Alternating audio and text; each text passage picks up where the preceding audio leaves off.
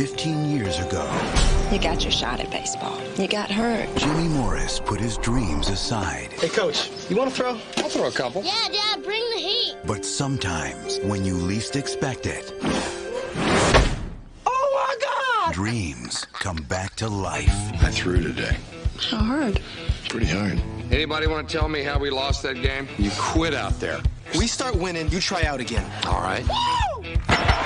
It started as a simple bet. It was this thing to get the kids to start playing. Don't hurt yourself. You just threw 98 miles an hour. No. It became the most incredible true story in baseball history. Dennis Quaid, Do you know how many guys can throw the ball 98 miles an hour? Yes. Not many. Disney's The Rookie.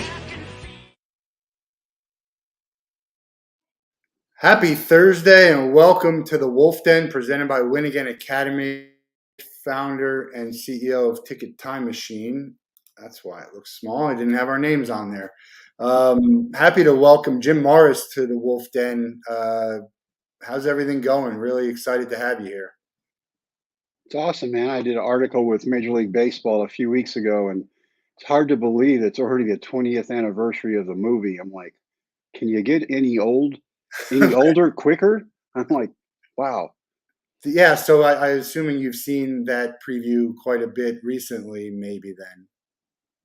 We have, and you know what? I used to look good with hair, so It's interesting because I'm 25 something years out of college, and it's nuts to think about how fast it's going, and then you look back at that and it's it's memories, right? I mean, it's all about memories and some really cool. I mean, does it ever get old to watch that? I mean, to think about and to talk to Major League Baseball about the anniversary. it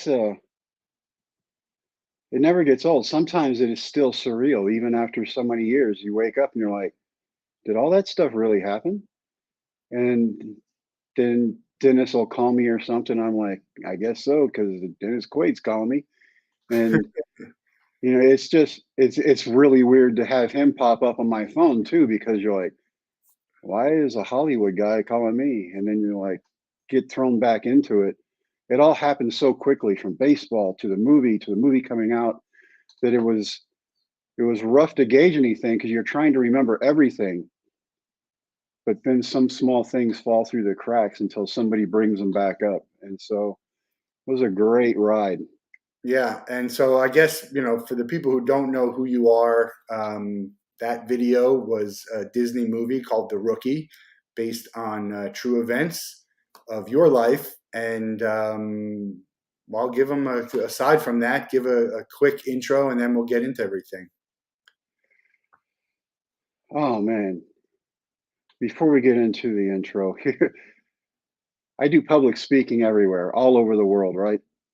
And it used to be, your movie's great, it's awesome. And now it's like, yeah, when I was 3, my parents drugged me to that movie. I'm like, shut up.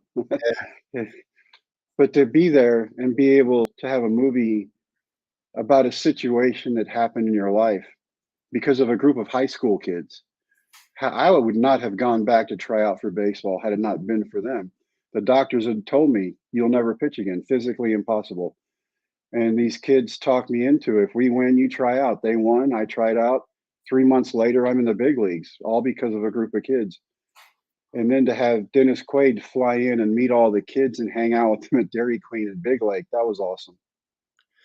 Yeah, it's we joke about getting old, and look, there's some truth to it, but a couple points that come to my mind is we lost the great Betty White not that long ago, right? And someone said, can you imagine living to 99 years old and people thinking that you were gone too soon, right?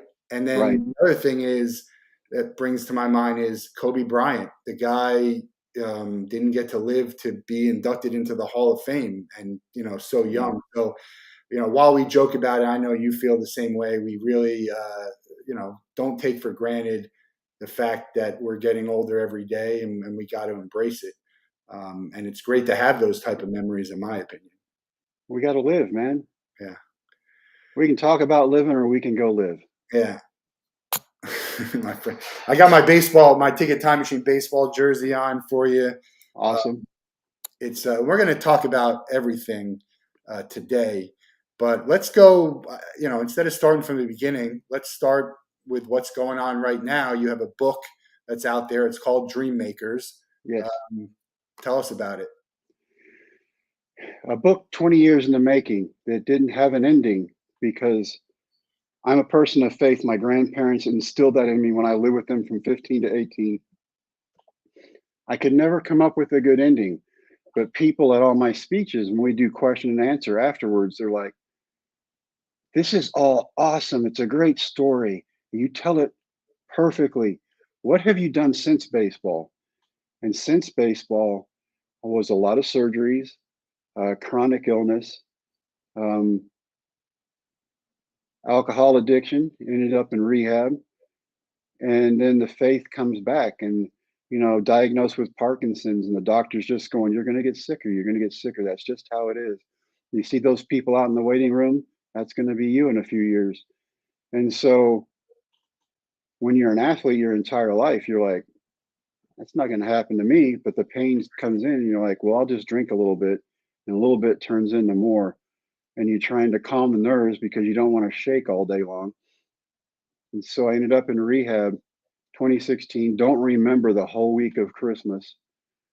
And I woke up in rehab. And for the first time in my life, I think I wasn't there because of my wife. I wasn't there because of my kids.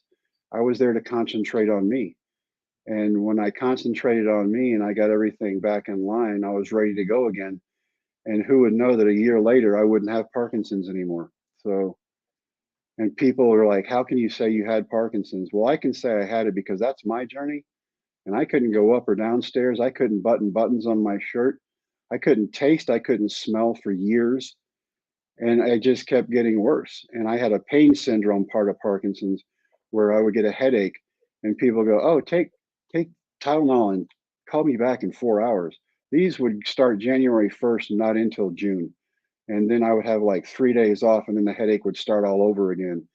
And doctors tried everything. They even did MRIs. They're like, you have scarring on your brain because the headaches are so intense. I'm like, I told you that. And I guess when God saw fit, he went, okay, now you're on the right track. And then we're going to heal it. I think it's also a little dig at the doctors going, you guys don't know everything. I'm the great physician. So here, try this. And my neurosurgeon is a man of faith. He's like, man, he can do anything. My neurologist, not. And she goes, this is impossible. It can't happen. I said, I'm standing right here. She goes, I know, but I've never seen it happen. I said, what do you have now? Well, everything is impossible until it happens, right? Yes. The surgeries, whatever, the recovery, you pitching in a Major League Baseball game, it's all impossible until it happens. I'm not a man of faith. I am, but I do believe that, I don't know if we want to call them miracles, but I believe in the impossible happening because it happens. It's like, it's hard. You can not believe in it, but then you're staring it right in the face and you see it happen. And so, I don't know that you need to be a man of faith to have it, but certainly to have something to believe in and to be passionate about is helpful with anything that you're going to do. Yeah, I think having faith in something bigger than yourself. I think when we tell ourselves that we're in control of something, we're not really in control of anything. And all you got to do is go to the grocery store and that'll prove my point. But it's only impossible until somebody does it, like you said. And I like that analogy because everybody said you'll never pitch again, including the medical community, and I did it. Yeah. All the doctors said you're just going to get sicker and sicker, and that's how you're going to be. And I'm not. I can run, I can lift, I can do anything I want to. In 2020, I had my first ever, I chose to have surgery, right? My elective surgery in my life. Out of 77 surgeries, the one elective I've had was I had my deep brain stimulator taken out. And that was to help with electricity. That was my medication for Parkinson's for 8 years. And so when we had that taken out, I was like, now it's happening. I'm healthy, and I don't want to take it for granted. I did a speech a few months ago in Corpus, Matt, and it's funny because I saw Matt, my third baseman from the Reagan County High School team. He turned 40 2 weeks before I got there. And his wife and his kids were there, beautiful family. And he flies helicopters for the Coast Guard. And it's just fun reminiscing about that time because I tried to push them, and in return, they pushed me back, and we made each other better. I think that's how teamwork works. I think each person helps somebody else along the way, and you make each other better. Yeah, it's while we're cracking old jokes, we're so old that the jersey behind you, the team you played for, they're not even the Devil Rays anymore, right? I know, right? That's why I kept it. That's a beautiful looking jersey. So today, as we sit, you're healthy, on the road recovery. Where are you at as you sit today? I'm at home in San Antonio. I've got two granddaughters here, the only grandchildren I have at this point. My youngest and her husband are going to have a kid in August, and that'll make three. So I'm starting to gather them in. But grandkids are the way to go, man. If I'd have known it was this easy, I'd have started with grandkids. But you're healthy. Your health is good right now. My health is fantastic, and I can't even explain what it's like to get your health back when you can't do something physically that you've been able to do your entire life, and all of a sudden you can't do it for like a number of years, and all of a sudden you can do it again. I'm not taking anything for granted. I'm working out as hard as I can. I'm running, I'm walking, I'm doing everything. And I just want to be healthy. Because stuff like Parkinson's, it wants you to sit still. And the more you sit still, the worse it gets quicker. And so when you get up and you fight that, sometimes there's a little wiggle room in there between people who can get healthier and people who are just going to get more ill. You just got to quit listening to that voice telling you to sit still, and you got to get up and move. Yeah, my father had Parkinson's very briefly because it actually, the Parkinson's sort of masked his pancreatic cancer. Oof. And that, there's no coming back from that at that point. So, we experienced the Parkinson's experience a little bit. And, but so the fact that you can get, past that and is great. It's not one of those Michael J. Fox obviously is the face of Parkinson's as we know, and he's been able to live a fairly, I don't want to say normal life. That word normal is weird, but it's maybe not as debilitating as for some other people.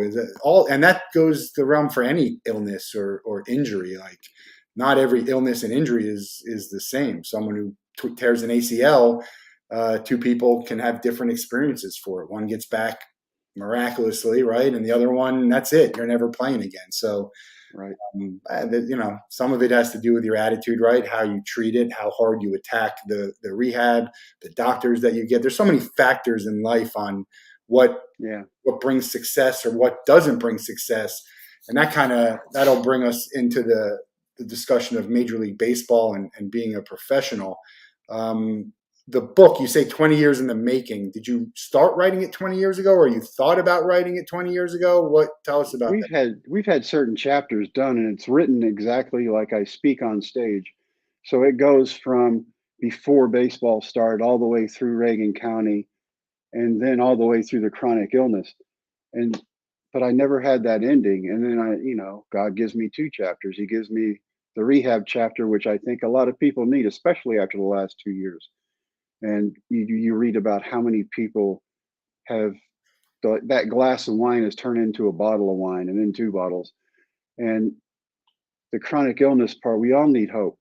And if you have faith or not, it doesn't matter. If you have hope, that is a big step forward.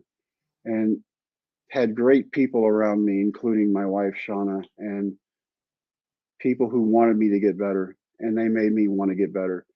And it was like those kids at Reagan County. I wanted to make them better. They wanted to make me better. And together as a team, we made each other better. And I think that is a perfect puzzle. I think if baseball could do that, there would be some fantastic teams out there. If you put your personal differences aside and just play ball. Well, I mean, we'll get in. I'd like to get into that a little bit later, but when you add the financial factor of it, that becomes a lot more difficult to do, right? That's a big problem. And the difference between little league and high school and then college pros. You know better than almost anyone about that. Growing up, what was your baseball journey like? Did you feel like you were gonna always play baseball? How good were you? I always wanted to play baseball. I will tell you this. I was born with asthma. Within 24 hours, I had pneumonia. And the doctors told my mom he will never play outside. He will never play on grass. And I did. My grandmother gave me my first ball and glove when I was either 3 or 4. And I wore my mom and my grandma out playing. And they get tired and I'd throw the ball off the side of the house till they got tired of hearing that and they'd come back out and play with me. It was just something that helped me transition because baseball was everywhere we went.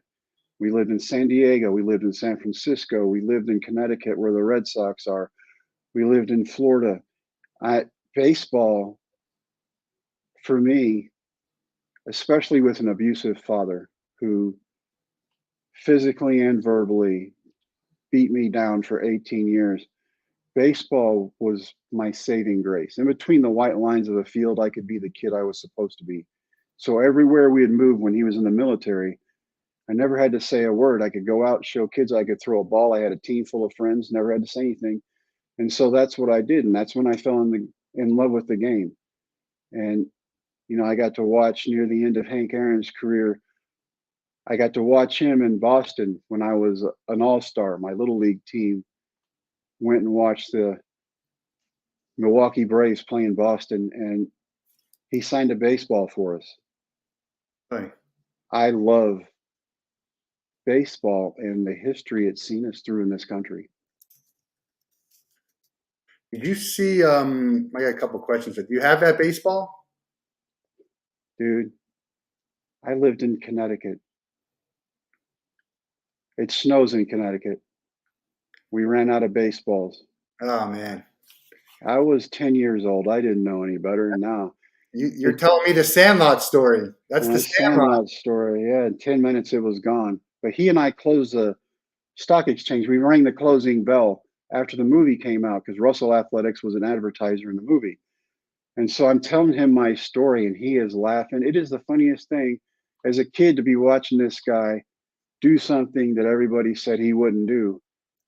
And now I'm closing the stock market down with him because I did something nobody thought I could do. I thought it was cool. His is a lot more impressive than mine, but still, we're there together. Impressive. I don't know if his is more impressive. It's more historic. It's more, you can argue about all that stuff, what's more impressive, but wow, it's unbelievable. That's a great story. But you sandlotted your Hank Aaron. My father passed me down some baseballs. I have 3 of them. A couple of them have Jackie Robinson on them. And I don't know what they're worth, but short of life-changing money, I would never get rid of them just because of the meaning of them for me. Absolutely. So, yeah. But you talk about your father, man, just even if, let's say, forget about the physical abuse, which is a whole nother story, just the verbal abuse, and it sounds like he obviously didn't support you in what you wanted to do. That's tough because nowadays it's almost the other way around with kids. Like their parents are too supportive. Everyone thinks their kid's going to be the next major league, and there's so much money in it, and they spend all this money to be on these travel teams. I have friends who have kids, and they're pretty good.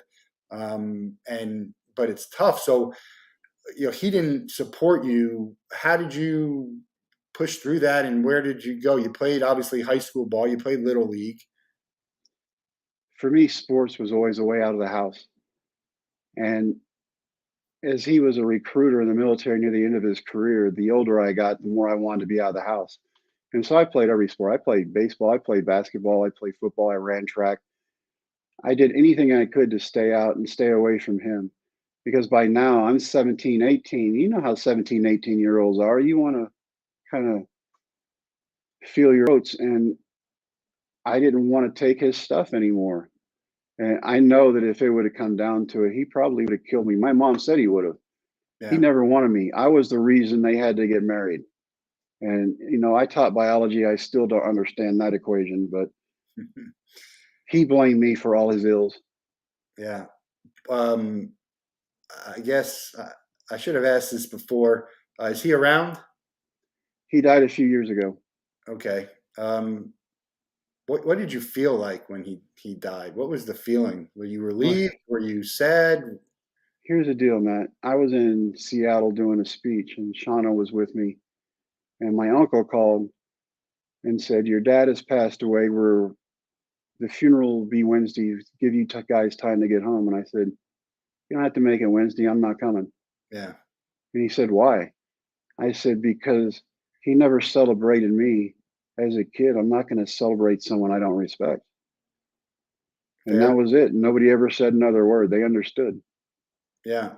No, that's got to be tough. My mom, her father was never really in the picture, and then when we were born, so I never really even met my original grandfather, and my grandma remarried, and he was my grandfather. So it's it's funny about family, right? I mean, maybe your family is. People say like you have to do this. They're your family. No, I don't. I love you because I want to love you. I support you and do for you because I want to, not because you're my mom, my dad, my sister. I don't have to do any of that. And I'm very lucky enough to have grown up in a family that all did get along. And I don't have any aunts, uncles, cousins, any of that, so I don't know about it. But there's so many people who don't talk to these other people, and for good reason sometimes, right? So that's another thing to be like, look, you don't owe anyone anything. I got people I know that I consider family, and then they're not. Exactly. So that's a little tangent we got on. We always get on tangents on the Wolff Den because you make all these great points to try and figure out, push a little bit more. You played. I want to get to the further on, but did you ever see the movie, the 30 for 30 Little Big Men about Little League? No, I did not. Yeah, it's a fascinating story. It's about the kid who won Little League in maybe the 80s. He was the best, and baseball became not fun for him. And that was the highlight of his career, was winning the Little League World Series. Never got any. He stopped playing. And there's a lot of factors that can do that. Like he got fame real early, but something like you having to go with a father who doesn't support it, I mean, that's enough to get you to be like, I don't want to play, but it pushed you to do it and got you through to high school and college, right? Played in college. Yeah. It's a lot of fun for me with baseball is it's like a chess match.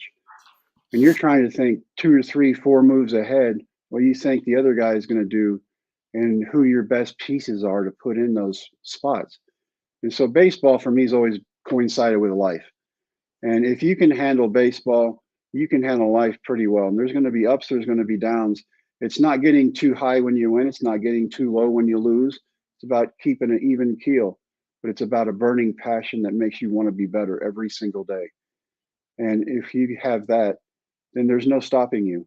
And the problem we have today with people is that fire has been dashed out and they really don't have anything that they want to pursue with their whole heart anymore. And I don't get that because I see a lot of kids who need parents right now. And if we would step up and be the parents we're supposed to be, we're going to give the kids the future that they deserve. And not every parent, I'll have parents come up to me and go, "Can you teach my kid how to throw 95?" I said, "How hard does he throw? 80?" "No, I can't. And neither can anybody else. And you might gain 2 or 3 miles an hour, but you're not going to gain 15. And well, how did you do it? I don't know. I said, it just happened, but I did it. And all these parents are spending $5, $10, $15,000 a summer on their kids. And if a kid's got the talent, it doesn't matter if he plays all those extra games or not. Because that kid's going to get found out because he has talent. And you can't hide talent. And playing 100 games a summer is not going to help. I tell people now, kids by the time they're 15 or 16 are either hurt and they can't play anymore, or they hate the game. And I hate that. I don't want them hating the game because it's a great game. Yeah. Where did you end up? And again, encourage everyone to watch the movie. If you haven't watched it, read the book. If you haven't read the book yet, but injury is what ended your career initially. Yeah, when I was in high school, we didn't have a high school baseball team. I went from being the second freshman in my Florida high school to Brownwood. We hate baseball, so we don't have baseball. So I played 10 games a summer, and I still got seen playing 10 games a summer. A guy came in, he saw how fast I could run and how good my arm was. And all of a sudden, Major League Baseball knows about you. You get drafted by the Yankees sight unseen. And I turned that down because my grandfather was sick with ALS and I wanted to stay and help my grandmother. Plus, I wanted to be around for him because I knew it wouldn't be very much longer. And so I passed on the Yankees. I went to Ranger Junior College for a semester. I went with Ellis Burks and a couple other guys who were in the big leagues for a long time. And my grandfather passed away that first semester. I turned 19, so I was even smarter than I was when I was 18. And the Brewers drafted me in January when they still had the combine in January. And I signed for $35,000. I thought, I'm chasing my dream. Because now that my grandfather's gone and my father's retired, he's back in Brownwood and I don't want to be there. And so that was my quickest ticket out. And over the next 5 years, never got a Class A ball, low professional ball, 6 surgeries, Tommy John, but the one that hurt me was my shoulder. And I ended up having a bone spur going up my humerus that was 3.5 inches long. It had a fork in it. It was pronged inside my rotator cuff and across my deltoid. And so 85% of the deltoid gets cut out, the cuff gets redone, and they're like, you will never pitch again. I'm like, I don't care. I suck to begin with. Who cares? And I started working towards teaching and coaching, and that's what I did. Yeah, which obviously, I mean, there's so many decisions in life that take you one way or another, right? What would have happened if you went with the Yankees instead of going back?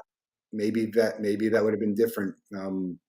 What would have been like if you didn't go with the Brewers? I mean, all these things. If you didn't go into teaching and coaching, right? Right. What would you have done? I don't know, but you probably wouldn't have ended up in the majors. So it's just crazy to think all of these decisions, some great, some bad. We have people on the show all the time. Like, if you could go back, would you do it? And we're talking about people that are talking about tragic stuff happened to them. And it's always going to be yes. Like, this is what I was born to do, or this is what made me who I am. And it brought me all this good stuff that comes from tragedy. Yeah. I was diagnosed with CTE, and the doctor said, you have too many concussions. And this is the number one special. He's a movement doctor, number one in the world. And I thought, I'll go to him. Ended up having a horrible bedside manner, but he said, you have CTE-induced Parkinson's. I said, what does that mean? He goes, well, when you die, we'll cut your brain open. I said, well, that's not going to happen right now. And the Parkinson's is gone. Don't know about CTE. Some my vocabulary is not what it used to be. And I have to think about some situations when they come up that I didn't used to have to think about. It was all, but as part of that getting older, who knows? I'm almost 60 now, and I got my head beat around pretty good playing football and everything else, and being a boy, falling out of trees and off of monkey bars and everything else.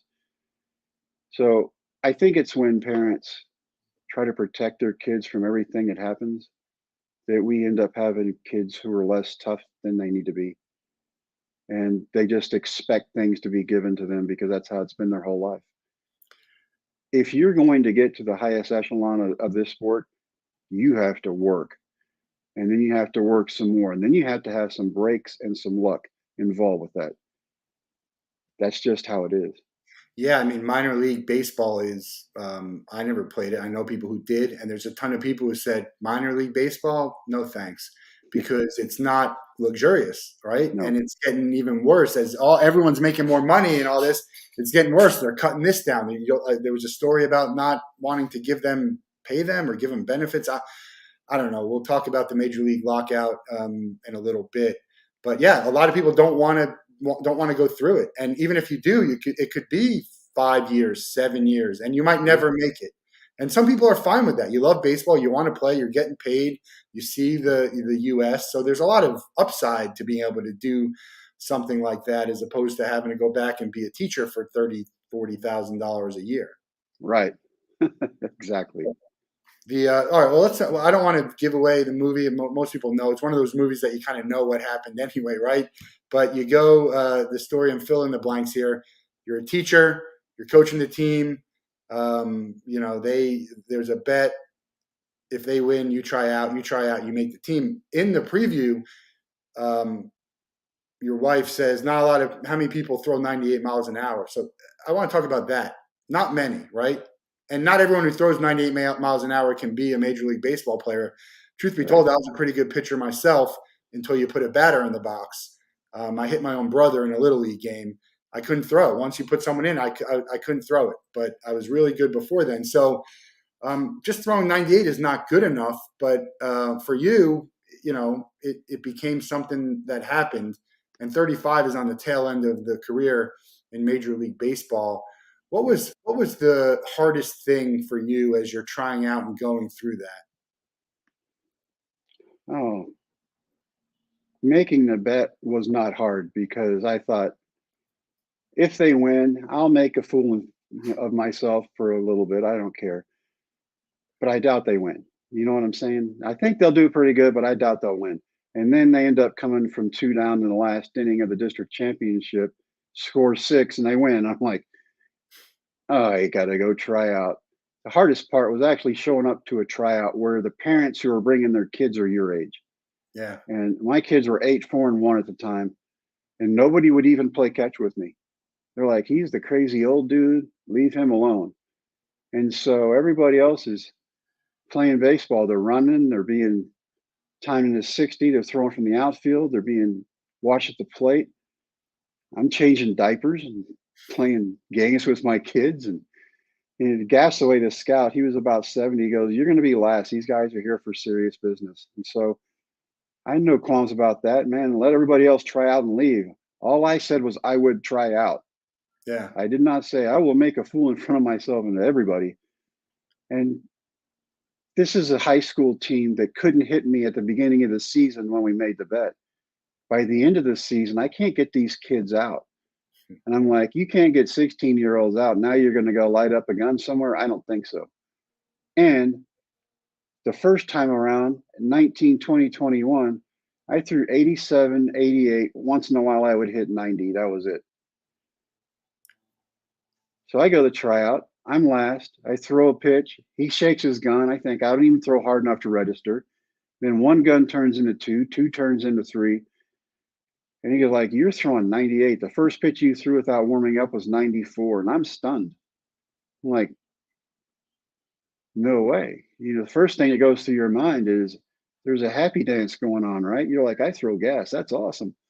The next thing that went through my mind is you've been throwing 98 at high school, kids. You're getting sued is what you're getting. And I just started giggling. I'm like, those kids are hitting 98. Holy cow. And he said, don't be surprised if you get a phone call. All right. I get home, it was 12 phone calls. They wanted me to come back and try out again. So the next time I take half my high school team and my kids again.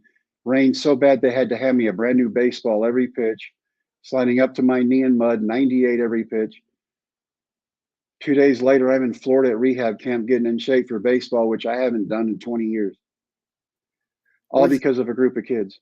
When was this a story? Was it a story when you first, for local, like get any press or chatter? Was it a story the first time you showed up, the second time you showed up? Was it not until you made it to Florida?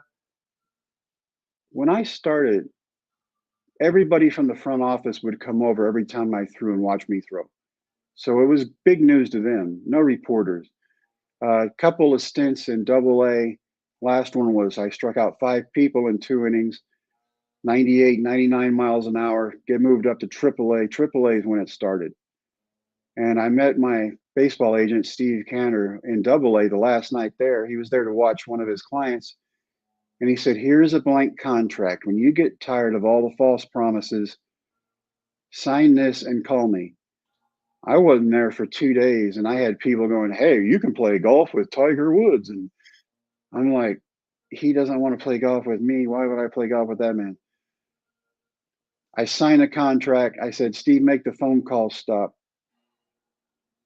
But it just kept building momentum, and then news coverage.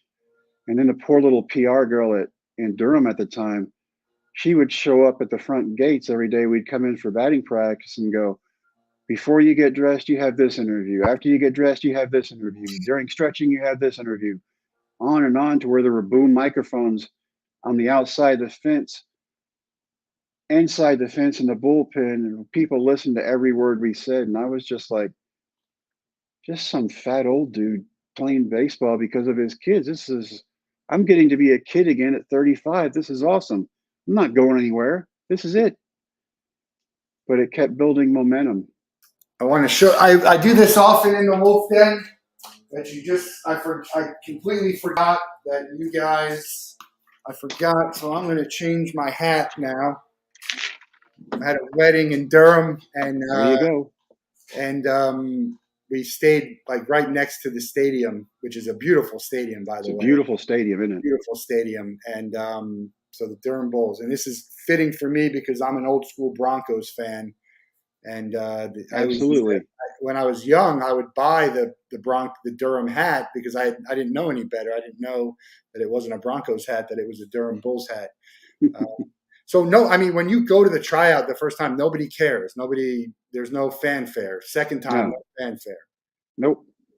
It's weird. I mean, I guess look, we talk about old, and 35 is old for baseball, but you're not like old. I mean, I was playing basketball, when I was 35, and I was doing well and going up and could hold my own against people who were pretty good. So it's a remarkable story just because it doesn't happen, but it's not like you're not ancient. It's weird to talk about, but you are twice as old as a lot of these kids who are getting drafted. So it's one of those weird things. It's I guess it's hard to explain as you're there, because people are retiring at 35 if they've had a good enough career and be like,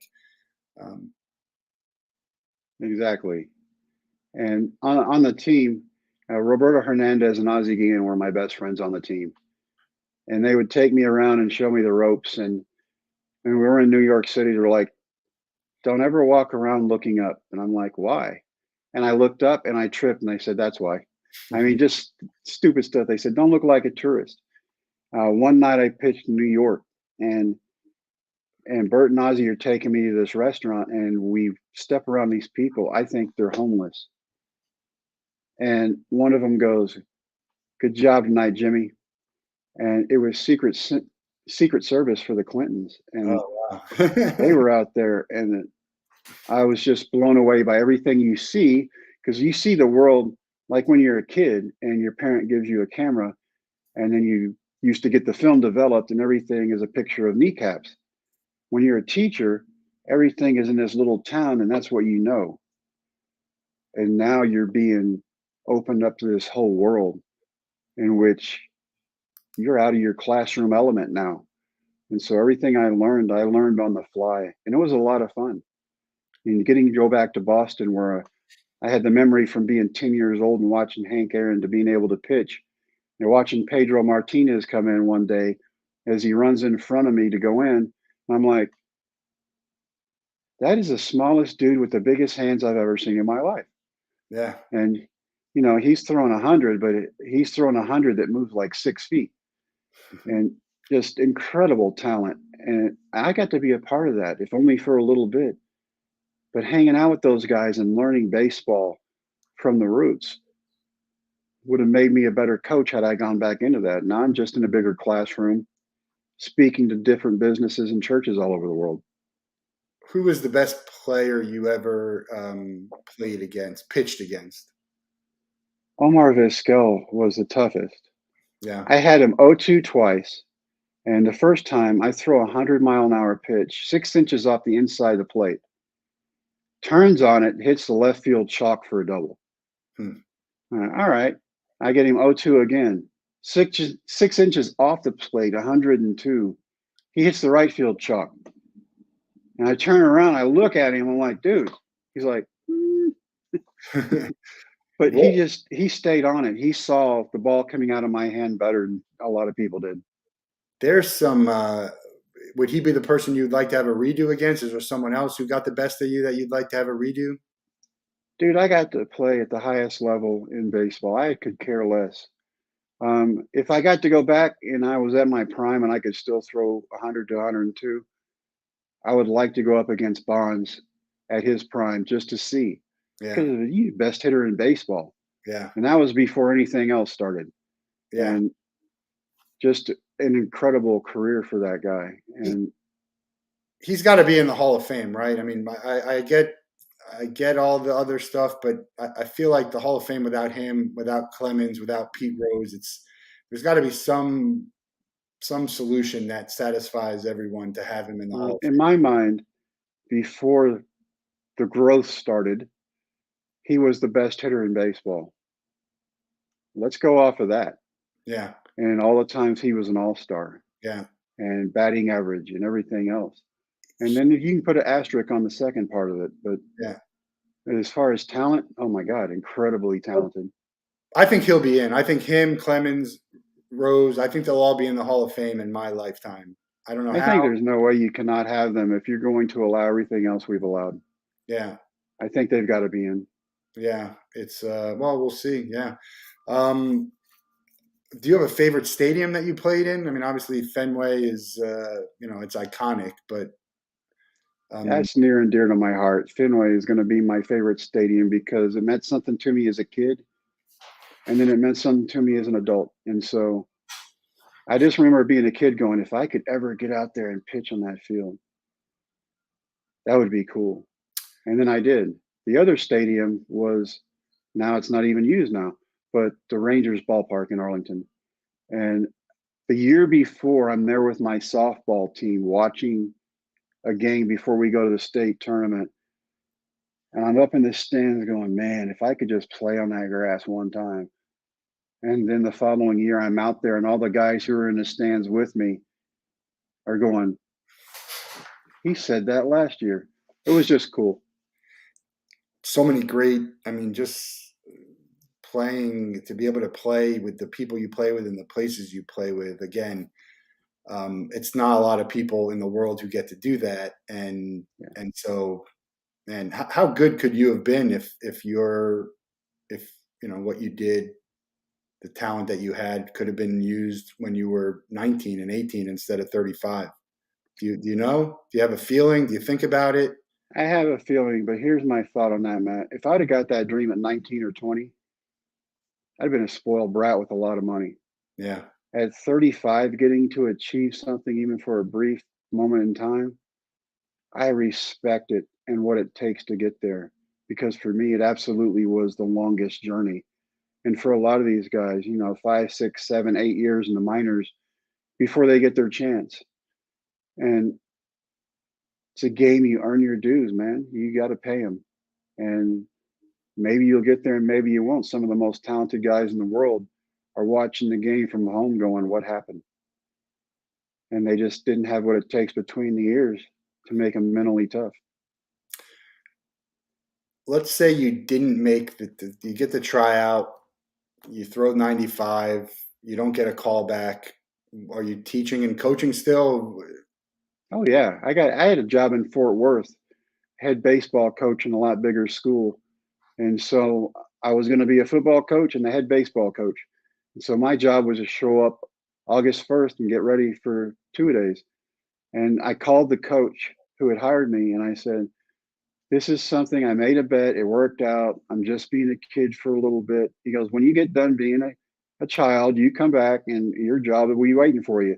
And the next time I saw him, he was watching me pitch at the ballpark in Arlington. The stories are, did you always know you were going to be a coach? I thought that in my life, I've been yelled at, screamed at, and cursed at by the people who were supposed to nurture and bring me up the most. And I thought, if I can teach kids without screaming and cursing at them, I want to talk to. I don't want to talk down to anybody. I want to talk to. And that's, yeah, I wanted to work with kids from the time that I got out of the minors the first time. And Brent is Brent. The announcement said 1. I made a mistake. I tried to make a update so people could join us here, but anyway, it's on replay, so you can watch the whole thing again. It's an interesting point you make about yelling. Two points with that. One, there's a lot of coaches who yell and scream, and they're very successful. I can't stand it. It's in all sports. Basketball is probably the biggest one that you can see, like the Bobby Knights and. So you don't have to do that. You can do it, and people, it could be successful.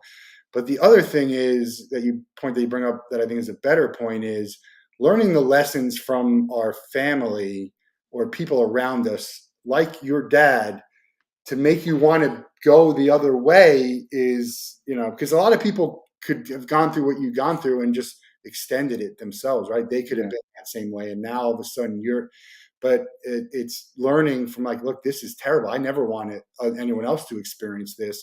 So I'm going to do it this way, which I think is the right way. And the way it should go. The problem is there's enough people getting rewarded for the bad behavior of that stuff that people will be like, all right, I can be a coach and I can yell and scream at you. And, if Frank Martin went by, so this guy, Frank Martin, the coach of, he's a basketball coach in college. He was where was he? He was at Kansas State. That's where he was, not Texas. Okay. And then he was in Miami and South Carolina. But he just goes nuts on the sidelines. And it's like, man, who would want to play for someone like that? I don't know. You got Juwan Howard. Hey, handshake, punch. I don't know. And I know passions run high. And I'm a passionate person. If I start off high, then it's going to go up from there, and that's not good. And so I don't want my kids to experience any of that either. And so we talk about mound presence and ball field presence, and always knowing that somebody's got their eyes on you at any given time. And you can say whatever it is you want to say, but it's how you act that's going to determine your character and how you get seen. And so just keep a lid on it and keep calm. Again, don't lose your mind because you win, and don't lose your mind because you lost. Stay in between. What do you make of the lockout? It's a bunch of people with a lot of money not wanting to give much of that money up. That's what I think. They've created this issue with the high payrolls. Would you have played in a strike? Absolutely not. There were a couple of guys that I played with on the way up who other players who were playing at that time who stopped. Didn't care for it all because that totally went against what they were trying to accomplish. So I would have to say I wouldn't. Do they play? Does opening day start on opening day this year? If you have to guess, I can't imagine it doesn't. But it's gonna. For me, this is the time of year I wait for, man. When Christmas hit, I thought I should be getting my glove and start tossing again. Here we go. And now they're like, hey, it's going to be shortened season if it's not decided by Monday. I'm like, come on, guys, get on the same page. Yeah. Everybody makes a lot of money. Just decide to slice it up a little bit more and let's go. It's the fans who are going to pay for it. They have. And baseball just keeps getting beat. And people, again, the problem is people show up. If the fans said, look, we're going to take a week, all right, and we're not coming to the game, and we're going to show you a full week, I think it would happen, but you're not going to get people to do that. And I'm not a boycott kind of guy, but I'm just saying they need to understand the importance of the fans. You would have thought that the pandemic would have taught that to them. It obviously didn't. And it's crazy to me to think of like how they can't figure it out. How preseason, you would think, oh, what's the big deal? We're missing a preseason's long anyway. It probably should be shorter. We're missing. My father-in-law goes to preseason every year with his friends. They've been going for so many years. And now, depending on when they go, that might be in danger. Think about just the feeling of what you're doing to the fans and the livelihood of the people, the seat, the ticket takers and the ushers and the concession workers. I mean, there's so much more involved in just this, that these people who have that kind of money, I don't know. I'm always going to be on the side of the players probably, but the player, and they're not doing it for the players who are making $30 million a year, right? It's Right. for the minimum people, and for the Exactly. and 5 years from now, what does it take because of the journey it takes to get there? And the journey of being minor league, which you can't, major leagues don't exist without minor league baseball. Well, let's look at this too. Minor leagues are a lot smaller now than they were a few years ago. Yeah. Because we've whittled everything down, so there are even less guys in minor league ball. What's give me a Mount Rushmore of pitchers. Who are the 4 greatest pitchers of all time in your eyes, or your 4 favorite? It could be your favorite or the greatest. I think Sandy Koufax, because he pitched through immeasurable pain and never showed it. Clemens is still one of mine for toughness.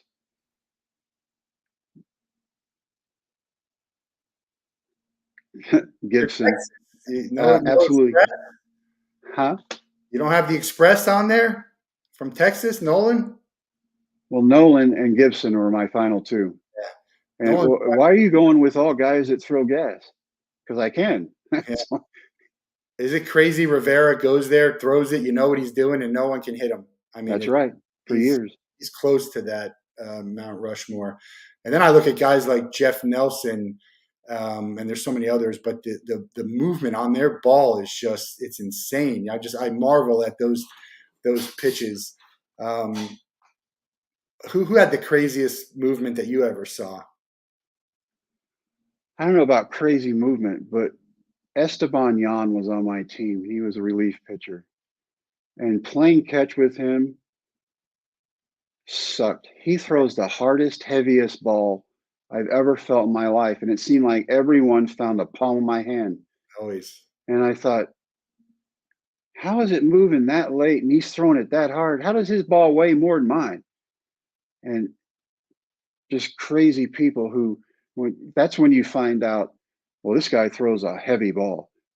You find out what that is about when you get to the big leagues, because absolutely they do. And then there are other guys who throw 95 and you're playing catch with them and you're just, yeah, and it's just light as it can be. It's weird how physics can change from one body to the next. Yeah, I mean, 100 mile an hour today is different than 100 mile an hour back when you played, right? Absolutely. Yeah.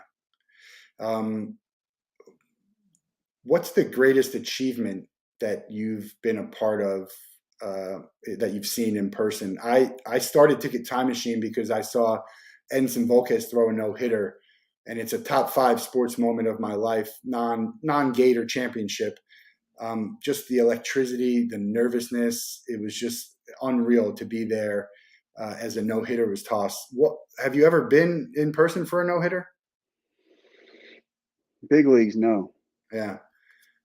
So what's the biggest big league achievement, milestone, that you've witnessed firsthand? Do you remember?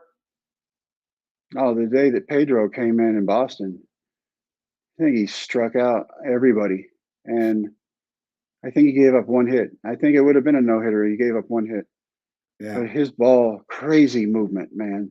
Crazy movement. And you're sitting there, and I'm watching it from the right field line, so it's even crazier if you're out behind it or if you're in the box. And just as far as pure talent, I've never seen anything like him.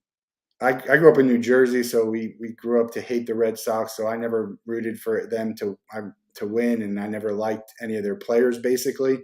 But definitely people you got to respect. Pedro's, at the top of that list. Is there going to be another book? After this one, people are wanting me to write a workbook for the last chapter. I kind of set up, because it's called Dream Makers. Surround yourself with the best to be your best.